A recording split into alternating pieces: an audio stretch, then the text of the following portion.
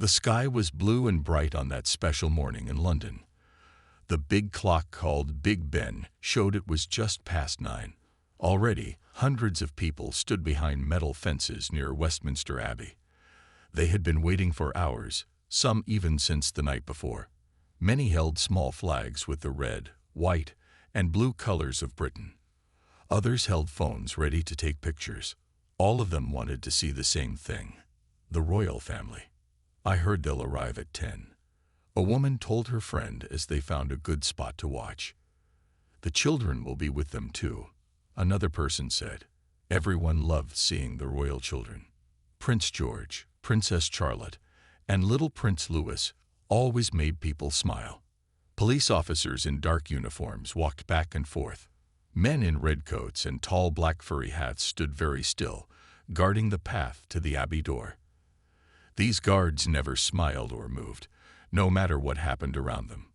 Today was the yearly service of remembrance. It was a time when Britain honored soldiers who had died in wars. The royal family always came to this event. This year was special because it was the first time all 3 children would attend. News people with big cameras set up their equipment. TV trucks with tall antennas parked nearby. One reporter spoke into her microphone. "We're waiting for Prince William and Princess Kate to arrive with their 3 children. This will be 4-year-old Prince Louis's first time at this important event." Inside Westminster Abbey, workers made last checks. They straightened the flowers and made sure every seat had its program booklet. The Abbey was very old, over 700 years, with high stone ceilings and colorful glass windows that told Bible stories. When sunlight came through these windows, it made colorful spots on the stone floor. Outside, the crowd got more excited when they saw the first black cars arrive. These were security people and, less important, royal family members. People clapped politely but kept watching for the main car. "Look, I think that's them," someone shouted. A shiny black car with small flags on the front drove slowly toward the Abbey entrance. The crowd pushed forward, trying to see better. The car stopped right at the red carpet that led to the big wooden doors. A man in a suit opened the car door and stood back. First, Prince William stepped out. He wore a dark blue uniform with gold buttons and medals. His face was serious as he nodded to the people waiting. He turned back to the car and reached his hand in. The crowd got very quiet, waiting. Then Princess Kate took his hand and stepped out. People gasped and some clapped loudly. She wore a deep red coat dress with a matching hat. Around her neck was a pearl necklace that once belonged to Queen Elizabeth. She smiled and waved to the crowd. The excitement grew even more as the children began to appear. First came Prince George, now 10 years old and looking very grown-up in his navy suit. He stood straight and tall beside his father.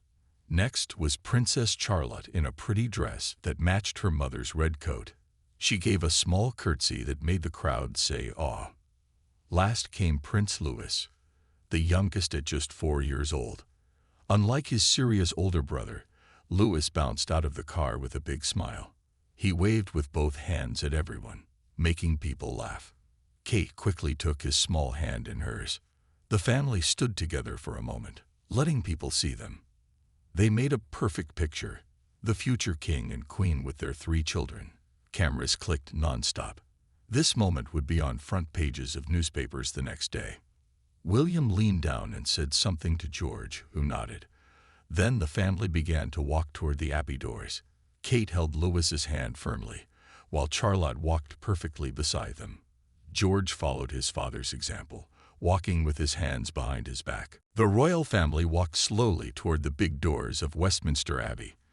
People took many pictures as they moved. The red carpet under their feet was bright against the gray stone steps. Little Louis looked down at his shiny black shoes as he walked. He tried to step only on the red carpet, making it into a game.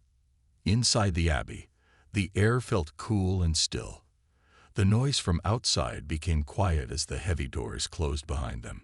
The family was met by an old man in flowing black and white robes.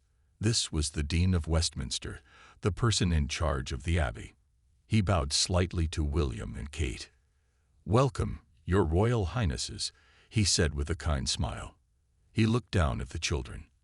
"And welcome to you too, young princes and princess." Louis stared up at the tall ceiling of the abbey. His mouth opened wide in wonder. The ceiling seemed to reach up forever, with stone that curved like a spider's web. Charlotte touched her little brother's arm and pointed to the colorful windows. Light came through them, making rainbow patterns on the floor. "Mummy, look at the colors," Louis said. His voice echoed in the big space. Some people turned to look. "Yes, darling," Kate whispered. "But remember to use your quiet voice now." She put her finger to her lips, and Louis copied her, putting his small finger against his mouth. Then he giggled. George walked close to his father, trying to copy how William stood and moved. The young prince knew that one day he would be king. Even at his young age, he felt the weight of this future. William noticed his son's serious face and gave him a quick wink.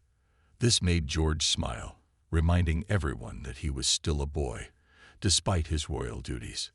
The dean led them down the long center aisle. On both sides, important people stood up as the family passed. There were men and women in military uniforms, government leaders, and other royal family members. They all bowed or curtsied as William and Kate passed by. Charlotte walked with perfect posture, her back straight and her chin up. People whispered about how much she looked like her grandmother, Princess Diana, with her kind eyes and a gentle smile. When an old veteran in a wheelchair reached out his hand, Charlotte stopped for a moment. She shook his hand carefully, just as she had been taught. The old man's eyes filled with tears of joy. "The young ones give me hope," he told the person next to him. The family reached the front of the abbey where their seats waited. These were special chairs, larger than the others, and covered in red velvet. Before they sat down, they stood for a moment facing the altar, which was covered with flowers in red, white, and blue. William and Kate bowed their heads briefly in respect. Louis watched his parents and tried to copy them, bowing his head so low that his chin touched his chest. This made some people smile. Kate gently showed him how to do it properly. As they took their seats, Kate arranged the children with George on one side and Charlotte on the other. Louis sat next to Charlotte, swinging his legs which didn't reach the floor. Kate opened the program booklet and showed the children what would happen next. William leaned over to explain something to George, who nodded seriously. More important people continued to arrive. Each time someone new walked down the aisle, the children watched with interest. Louis waved at some people until Kate gently took his hand and held it in her lap. Musicians in one corner began to play soft music. The sound of violins filled the huge space. Charlotte loved music and closed her eyes to listen. Louis tried to stay still but found it hard. He fidgeted in his seat, looking around at everything. There was so much to see. The high windows, the stone statues, the gold decorations on the altar. A line of choir boys and girls in white robes walked in from a side door. They carried small books and lined up near the altar. When they began to sing, their voices were pure and beautiful. Even Louis stopped moving to listen. The sound seemed to float up to the high ceiling and then come back down, surrounding everyone. The ceremony was about to begin. William reached over and straightened George's tie. Kate checked that Charlotte's hair ribbon was secure. The family sat up straight, ready to show Britain how royal duty was done with grace and dignity, even with young children. The music grew louder as a line of men in special uniforms walked down the aisle. They carried large flags that moved slowly in the air. Louis's eyes grew wide as he watched the colorful flags pass by. Each flag told a story of Britain's history. "Look, Mummy," Louis whispered, pointing at the flags. His voice was quiet now, just as Kate had taught him. "Yes, those are very important flags," Kate whispered back. She squeezed his small hand gently. The abbey was now full of people. Everyone sat very still and quiet. Only the music and the soft sound of the choir filled the big space. George sat up even straighter in his seat when he saw his grandfather, King Charles, enter from a side door. The king wore a uniform with many medals. Queen Camilla walked beside him in a dark blue outfit. William and Kate stood up. The children quickly followed their parents' example. Everyone in the abbey stood as the king and queen moved to their special seats near the altar.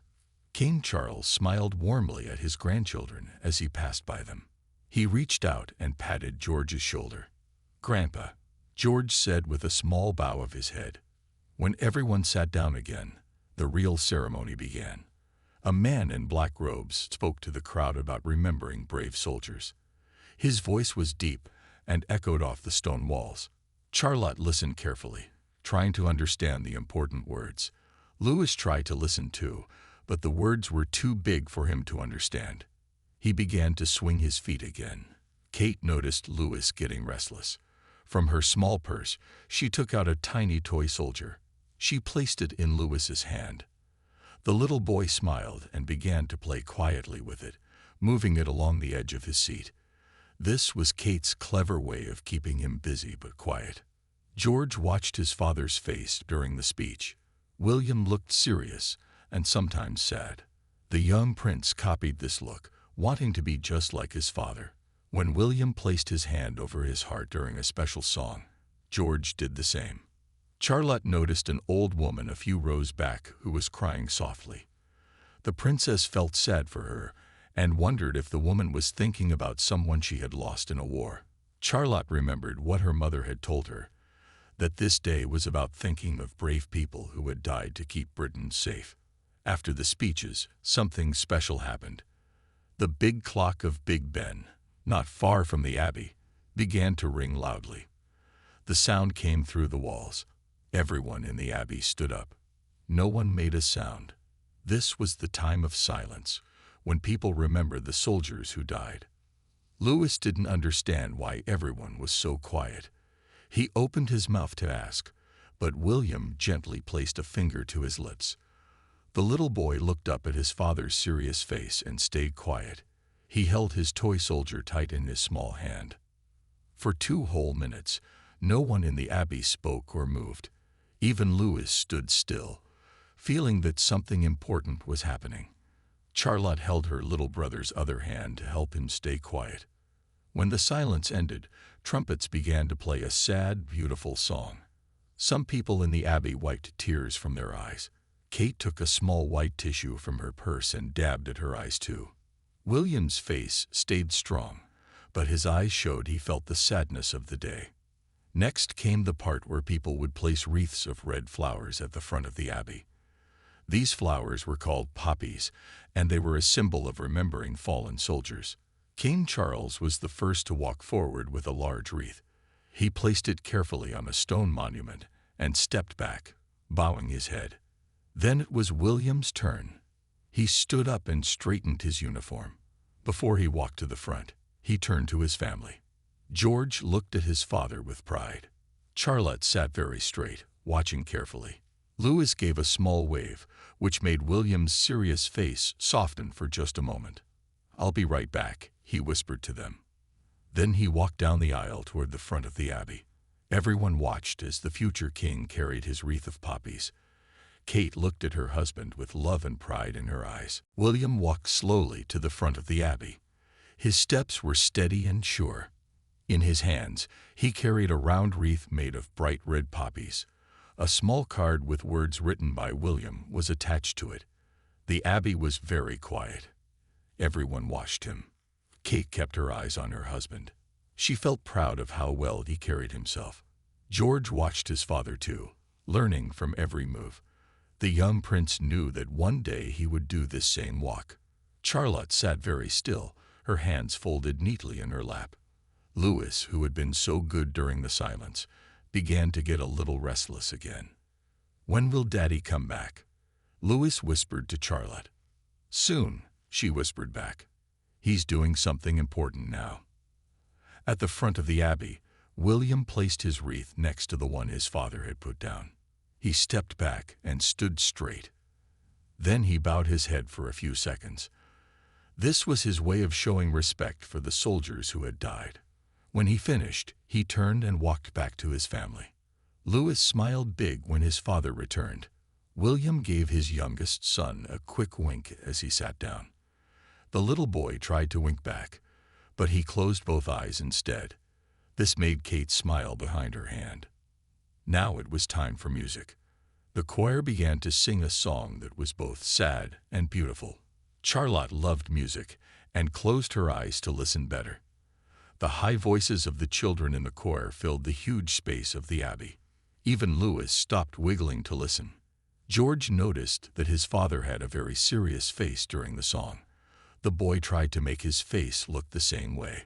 William saw this and put his arm around George's shoulders. The young prince leaned against his father for a moment. It was a small private moment between a father and son, even though they were in front of hundreds of people. After the song, more important people went to place wreaths at the front. Each time someone walked up, Louis watched with interest. Kate leaned close to her youngest son. "All these people are remembering brave soldiers," she explained quietly. Louis nodded, trying to understand. The ceremony continued with more songs and speeches. It had now been almost an hour, and the children were doing very well. But sitting still for so long was hard work for young children. Kate noticed Louis starting to fidget more. The little boy was trying his best, but he was only 4 years old. From her small purse, Kate took out a tiny notebook and pencil. She gave them to Louis, who smiled happily. He began to draw very quietly. Charlotte peeked over to see what her little brother was drawing. It was a simple picture of soldiers and flags. The princess smiled at him. George sat up straight when he noticed cameras pointing at their family. He knew that pictures would be in newspapers tomorrow. His teacher had explained that people always watched the royal family. George tried his best to look proper and princely. Kate checked her watch. The ceremony would end soon. She leaned over to tell the children they were doing a wonderful job. William looked at his family with pride. He remembered when he was a boy at events like this. His mother, Princess Diana, would always help him behave well in public. Now he and Kate were teaching their own children these same important lessons. The Dean of Westminster stepped forward to give the final blessing. Everyone bowed their heads. Louis copied his family, bowing his head very seriously this time. When he peeked up, he saw that some people were looking at him with smiles on their faces. The little prince quickly put his head back down. As the blessing finished, the organ began to play loudly. This was the signal that the ceremony was almost over. Soon, the family would need to stand and walk out of the abbey. Kate helped Louis put away his notebook and pencil. Charlotte straightened her dress. George watched his father, ready to follow his lead. William leaned over to Kate. "They'd done so well," he whispered. She nodded with a proud smile. "Even Louis has been a perfect prince," she whispered back. The king and queen stood up from their seats near the altar. This meant it was time for everyone else to stand too. William and Kate rose, and their children followed. Now came the part where they would walk out of the abbey together, once again in front of all the cameras and people. The music grew louder as King Charles and Queen Camilla began to walk down the center aisle. Everyone bowed or curtsied as they passed. Now it was time for William, Kate, and their children to follow behind them. William stood tall and offered his arm to Kate. She took it with a smile. George stood beside his father, while Charlotte and Louis lined up next to their mother. They made a perfect picture of a royal family. "Remember to walk slowly," Kate whispered to the children, "just like we practiced at home." The family stepped into the aisle. All eyes were on them as they began to walk. George copied his father's walk exactly. Back straight, head up, arms at his sides. Charlotte walked with small, perfect steps, sometimes glancing at her mother to make sure she was doing it right. Louis tried his best, but his small legs had to work harder to keep up. As they moved down the aisle, people smiled at the children. One old lady reached out her hand toward Charlotte. The young princess remembered what she had been taught. She paused for just a moment and shook the woman's hand. The old lady's face lit up with joy. "Thank you for coming today," the woman said to Charlotte.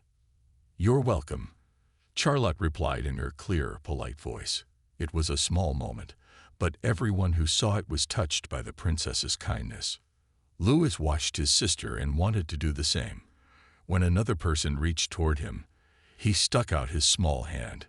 Kate helped guide him, and the little prince managed his first proper royal handshake.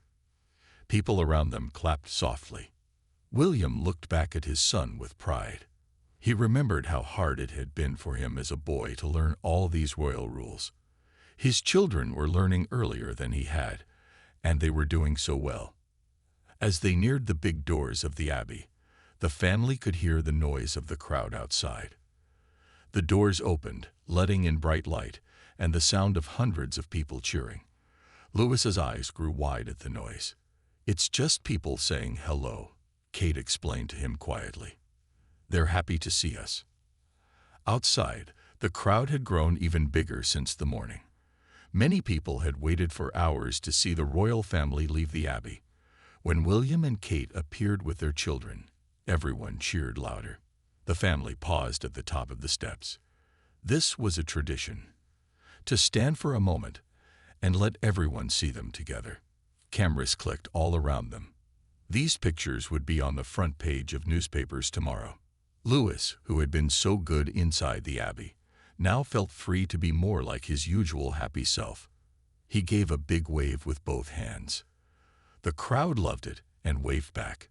Some people even called out his name. "Louis, Louis," they shouted with love. Charlotte saw how happy the people were when her brother waved. She decided to wave too, but in the proper royal way that her mother had taught her, hand held high, moving gently from side to side. George, always more serious, gave a smaller wave and a nod of his head. William and Kate smiled at their children. They were so proud of how well all three had behaved during the long ceremony. Even little Louis had managed to sit still most of the time, which was not easy for an active 4-year-old boy. A line of black cars waited at the bottom of the steps. Security men stood nearby, watching carefully. The family began to walk down the steps together. William held George's hand, while Kate held on to Louis. Charlotte walked perfectly on her own. Halfway down the steps, a small girl broke away from the crowd. She ran toward the royal family with a bunch of flowers in her hands. Security men moved quickly, but William held up his hand to stop them. He saw that the girl was only about 7 years old and meant no harm. The little girl stopped in front of Charlotte and held out the flowers. "These are for you, Princess," she said shyly. Charlotte looked at her mother, who nodded with a smile. The young princess stepped forward and took the flowers carefully. "Thank you very much," she said. "They're beautiful." The crowd cheered at this sweet moment. The little girl's mother, standing behind the barrier, had tears in her eyes. Her daughter had just met a real princess. Louis watched all this with interest. He tugged on Kate's hand. "Can I say hello too?" he asked. Kate looked down at Louis with a smile. His eyes were bright with excitement. "Yes, you may say hello too," she said softly. Kate helped Louis step forward toward the little girl who had given Charlotte the flowers. The crowd went quiet, watching this sweet moment. Louis stuck out his small hand just as he had practiced. "Hello," he said in his clear child's voice. "I'm Louis." The little girl looked surprised and happy. She shook his hand gently. "I'm Emma," she replied. "I like your uniform." Louis looked down at his small navy outfit and smiled big. He was proud of his special clothes. People in the crowd took many pictures of this cute meeting between the young prince and the little girl. William placed his hand on Louis's shoulder. "Time to go now," he said kindly but firmly. Louis nodded and stepped back to join his family. Emma waved goodbye and ran back to her mother. The royal family continued down the steps to their waiting car. At the bottom of the steps, more people waited to meet them. There were army officers in uniforms with medals and important people from the government. William shook hands with each person. Kate did the same, saying a few kind words to everyone she met. George watched his parents carefully. He knew that one day this would be his job too. He tried to remember the names and faces of the important people. Charlotte held her flowers carefully and thanked people who spoke to her. Louis stayed close to his mother now, feeling a little tired after the long morning. A very old man in a wheelchair was waiting near the car. He wore a uniform with many medals. When William saw him, he walked over right away. This man had fought in a war many years ago. "Sir, it's an honor to meet you," William said, shaking the old soldier's hand. The old man had tears in his eyes. "Thank you for remembering us," he said in a shaky voice. William turned to his children. "This gentleman is a hero," he explained. "He helped keep our country safe a long time ago." George stepped forward and shook the man's hand. "Thank you, sir," he said seriously. Charlotte curtsied politely. Then Louis surprised everyone. He walked up to the old soldier and gave him a small salute. Someone must have taught him this, and he remembered at just the right moment. The old soldier smiled wide and saluted back. Everyone watching felt touched by this moment. Even some of the security men had to blink back tears. Kate put her hand on Louis's shoulder. "That was very kind," she whispered to him. Finally, it was time to leave. The car door was opened by a driver in a black suit. William helped the children get inside. First George, then Charlotte with her flowers, and finally Louis, who gave one last big wave to the crowd. Kate smiled at the people and waved before she got into the car. William followed her. The door closed with a soft sound. Inside the car, the family relaxed a little. They were no longer on show to the public. Louis bounced on the soft leather seat. "Did I do good, Mummy?" he asked. "You did very well," Kate told him. "All of you were wonderful." William nodded in agreement. "Perfect royal behavior," he said with a smile. "Your great-grandmother would have been very proud." He meant Queen Elizabeth, who had died 2 years ago. The children remembered her and smiled at the mention of their Gan-Gan, as they had called her. The car moved slowly away from Westminster Abbey. People still lined the streets, waving flags and taking pictures. Inside the car, Kate helped Louis with his seatbelt. Charlotte carefully placed her flowers on the seat beside her. George looked out the window, waving sometimes when he saw children in the crowd. William took Kate's hand and squeezed it gently. They didn't need to speak. Both knew that today had been a success. Their children were learning the important job of being royal. But more than that, they were showing the world that they were a real family with love and care for each other. The car turned a corner, heading back to Kensington Palace. There, the children could change out of their formal clothes and play. They had earned a fun afternoon after being so good all morning. "Can we have ice cream when we get home?" Louis asked hopefully. William laughed. "I think that's a very good idea," he said. Even princes and princesses needed treats after a job well done. The royal car moved through the busy streets of London. People on the sidewalks stopped to wave as they passed. Inside, the family chatted about the morning's events. "Did you see how many people came to watch us?" Charlotte asked, still holding her flowers carefully. "Thousands," William said. "They wait for hours just to see us for a few minutes." "But why?" asked Louis, who was still too young to fully understand their special place in British life. Kate thought for a moment, wanting to explain in a way her youngest child would understand. "Because we have an important job," she said finally. "Our job is to help people, to care about them, and to remind everyone of the good things about our country." George nodded. Of all the children, he best understood the weight of their royal role. "And one day I'll be king," he said quietly. William put his arm around his son's shoulders. "Yes, but not for a very long time," he said. "First, you get to be a boy." The car turned into a private road that led to Kensington Palace. Tall trees lined both sides of the road, their leaves making patterns of light and shadow inside the car. Louis pressed his face against the window, watching a squirrel run up a tree trunk. At the palace gates, guards in red uniforms stood at attention. They saluted as the royal car passed by. Louis tried to salute back through the window, making everyone smile. The car stopped at a private entrance to the palace. This was not the grand front entrance that tourists saw, but a smaller family door. A butler waited there to greet them. "Welcome home, Your Royal Highnesses," he said as he opened the car door. The family stepped out one by one. The palace staff stood in a line, smiling at the children. They had all watched the ceremony on television and wanted to tell the family how well they had done. "Master Louis, your salute to the veteran was perfect," said Mrs. Wilson, the housekeeper. Louis beamed with pride. Inside the palace, the hallway was bright with sunlight coming through tall windows. Paintings of kings and queens from long ago hung on the walls. The children's nanny was waiting for them. "Time to change into play clothes," she said cheerfully. The children followed her up the wide staircase. Their royal duties for the day were done. Now they could be just children again. Louis ran ahead, already pulling at his tie. Kate and William watched them go. "They were amazing today," Kate said softly. "Better than I was at their age," William agreed.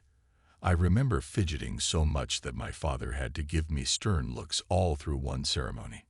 In the children's rooms upstairs, helpers were ready to help them out of their formal clothes.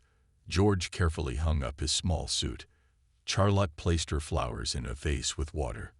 Louis quickly changed into his favorite play clothes, jeans and a superhero t-shirt. When they were all changed, the nanny took them to the palace kitchen. As promised, there was ice cream waiting. The palace chef had prepared special bowls with chocolate sauce and sprinkles on top. "For 3 very good royal children," the chef said with a bow that was only half joking. The children sat at the kitchen table, eating their treat. This was not the grand dining room where they ate with important visitors. The kitchen was cozy and warm, with copper pots hanging on the walls and the smell of baking bread in the air. "I liked meeting that old soldier," George said between spoonfuls of ice cream. "Me too," said Louis with chocolate all around his mouth. "That's why I did a salute." Charlotte nodded. "Mummy says we should always show respect to brave people." As they ate, the palace staff moved quietly around them. These people helped take care of the royal family every day. They made sure the children had as normal a childhood as possible, despite living in a palace and being in the public eye. Outside the kitchen window, photographers still waited at the palace gates. Tomorrow, pictures of the royal family at Westminster Abbey would be in newspapers all around the world. People would talk about how well-behaved the children were, how beautiful Kate looked, and how proud William seemed of his family. But right now, in the warm kitchen, they were just a family enjoying ice cream together after a long morning. Louis had chocolate on his chin. Charlotte's hair was coming loose from its perfect style. George was relaxed, no longer trying to stand tall like his father. After finishing their ice cream, the children were ready to play. The nanny took them to their playroom, a large sunny room filled with toys, books, and games. This room was never shown in pictures of the palace. It was the children's private space. "Can we go outside?" asked Louis, pressing his face against the window. The palace gardens looked green and inviting. "Yes, but stay where I can see you," the nanny replied. The 3 children ran outside into the garden.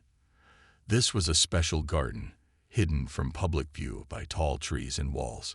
Here, they could play without cameras watching them. George kicked a soccer ball across the grass. Charlotte found her skipping rope. Louis headed straight for the small playground that William had built for them. Inside the palace, Kate and William sat in their private sitting room. The TV was on, showing news about the morning ceremony. Pictures of their family filled the screen. "Louis did so well today," Kate said, watching a clip of her youngest son waving to the crowd. "They all did," William agreed. "I was worried about Louis sitting still for so long, but he managed it." "The toy soldier helped," Kate said with a smile. "And Charlotte kept him entertained." On the TV, reporters were talking about how beautiful the family looked. One woman said the children reminded her of William and his brother when they were young. Another talked about Kate's dress and how similar Charlotte's outfit was. "They're calling it the royal family's perfect day," William said, reading the words at the bottom of the screen. Kate looked out the window at their children playing in the garden. If only people knew that the perfect royal children are now getting grass stains on their knees and mud on their shoes, she said with a laugh. Outside, the children were having fun just being kids. George had found a stick and was pretending it was a sword. Charlotte was teaching Louis how to skip rope, but the little boy kept tripping over it. They laughed together when he fell on the soft grass. A palace helper came into the sitting room with a silver tray. On it were 2 cups of tea and a stack of newspapers. The front page of each paper showed the family at Westminster Abbey. The phones have been ringing all afternoon, the helper told William and Kate. Everyone wants to talk about how wonderful the children were today. William nodded. Please tell them we're not giving any interviews. Today was enough public time for the children. After the helper left, Kate sipped her tea and looked through the newspapers. One had a big picture of Louis saluting the old soldier.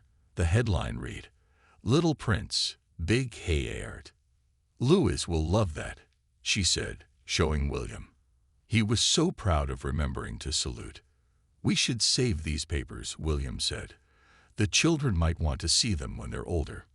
In the garden, the game had changed. Now the children were playing hide and seek. George was counting with his eyes closed, while Charlotte and Louis ran to hide. Charlotte ducked behind a large bush. Louis tried to follow her, but she shook her head. "You need your own hiding place," she whispered.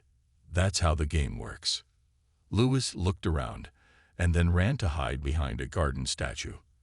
His small body was still partly visible, but he thought he was completely hidden.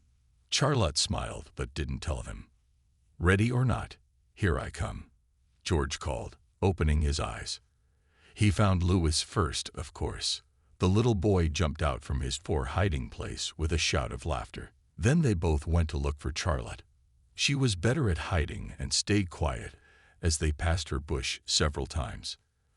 From the palace window, Kate and William watched their children play. This was the side of royal life that the public never saw, the normal, happy moments of family time. "They deserve this," William said softly, "after being so perfect in public all morning." Kate nodded. "Yes, they do. Every child needs time to just be a child." As evening came, the sky turned pink and orange over Kensington Palace. The children were called inside for dinner. They came running, their faces flushed from playing, and their clothes slightly dirty. This was how children should look after a fun afternoon, even royal children. "Wash your hands before dinner," Kate reminded them as they rushed past. In the family dining room, the table was set for 5. Unlike the grand state dinners that happened in other parts of the palace, family meals were simple and cozy. Tonight, the children's favorite meal was being served, roast chicken with vegetables. "Today's newspapers are full of pictures of you 3, William told the children as they sat down. "Can we see?" asked George. William showed them the front page with the picture of all 5 of them, standing on the steps of Westminster Abbey. Louis pointed excitedly at himself in the photo. "That's me. I'm waving," he said. "You are indeed," Kate smiled. "Everyone loved your wave." Charlotte looked at the picture carefully. "My curtsy looked right, didn't it?" she asked. "Perfect," William assured her. The young princess had been practicing her royal curtsy for weeks. As they ate dinner, the family talked about their day. This was a special time when they could share their thoughts and feelings. Even though they had all been at the same event, each person had seen it differently. "I was nervous when we first walked in," George admitted. "There were so many people looking at us." "That was scary," Louis agreed. "But then it was okay because Mummy and Daddy were there." "I liked the singing best," Charlotte said. "The choir boys and girls were so good." Kate and William listened to their children with interest. It was important to them that the children could talk honestly about how they felt about royal duties. "You know," William said, "when I was your age, I found these big events very hard. But you 3 did so much better than I did." "Really?" George asked, surprised to hear his father had struggled too. "Really?" William nodded. "I was very fidgety, but you sat so still and were so polite. After dinner, it was time for the evening routine. Baths, pajamas, and story time. No matter how busy or important the day had been, Kate and William tried to keep these family moments special. Lewis chose a story about a little prince. Not a real one, but a made-up character who lived on a tiny planet. Charlotte wanted a poem about animals. George picked a chapter from a book about explorers. Each child had their own interests and favorites.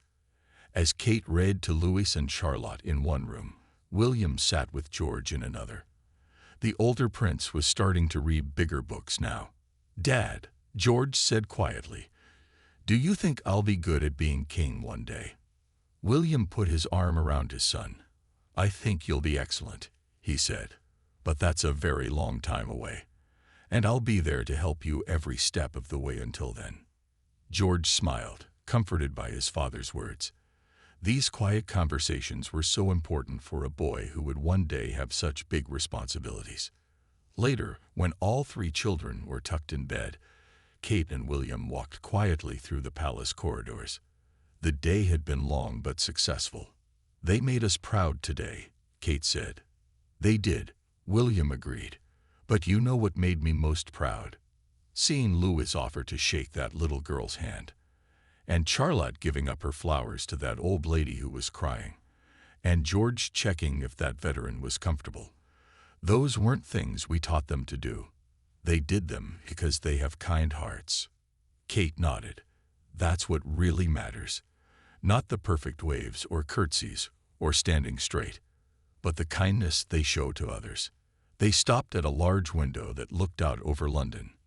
Lights twinkled across the city. Somewhere out there, many people were still talking about the royal family's perfect appearance that morning. The newspapers would keep those images alive for days. But here in the quiet palace, with their children sleeping peacefully, William and Kate knew the truth. Behind the perfect public picture was a real family, with real love and care for each other. That was the most important thing of all, more important than crowns or palaces or perfect royal waves.